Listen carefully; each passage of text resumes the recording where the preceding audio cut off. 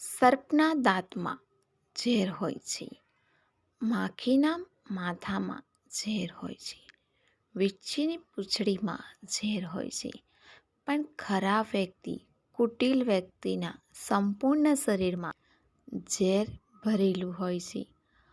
આવા વ્યક્તિઓથી હંમેશા બચવું જોઈએ. સવાલ નંબર 1. ભારતમાં વાઘ દત્તક લેવાનું ઉપલબ્ધ છે કે નહીં?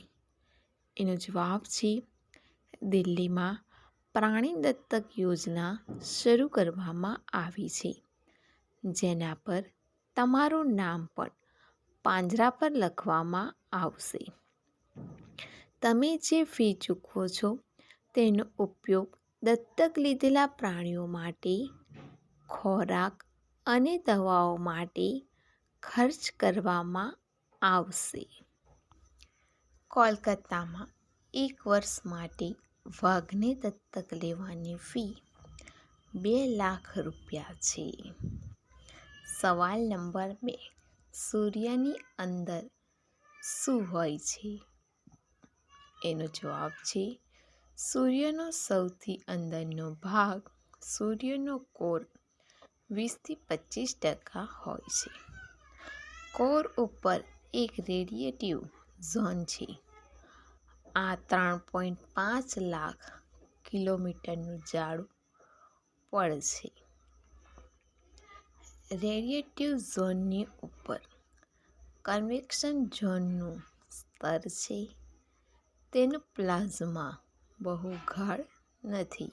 સવાલ નંબર 3. જીવિત વ્યક્તિ પાણીમાં ડૂબી જાય છે, પરંતુ શા માટે મૃત વ્યક્તિ તરતા રહે છે? એનો જવાબ છે મૃત્યુ પછી ફેફસાં પાણીથી ભરાઈ જશે. પાણીમાં બેક્ટેરિયા હોય છે, જેના કારણે શરીરમાં કીડા પ્રવેશશે અને શરીર સડવા લાગે છે. શરીરના વિઘટનથી ગેસ ઉત્પન્ન થાય છે અને તે ગેસ શરીરની ઘનતાને ઘટાડે છે. સવાલ નંબર 4. એવું કયું પ્રાણી છે જે એના પગ દ્વારા શ્વાસ લે છે? એનો જવાબ છે વૈજ્ઞાનિકોને એક એવું પ્રાણી શોધી કાઢ્યું છે જે શ્વાસ લેવા માટે અન્ય જીવોની જેમ પોતાના નાકને બદલે પગનો ઉપયોગ કરે છે. તેમાં ખાવા માટે દાંડી જેવી સ્ટ્રો છે. તેની 4 આંખો હોય છે. સવાલ નંબર 5. અંદર નાખીને સૂવાથી શું ફાયદો થાય છે? એનો જવાબ છે થાક અને ટેન્શન દૂર થાય છે.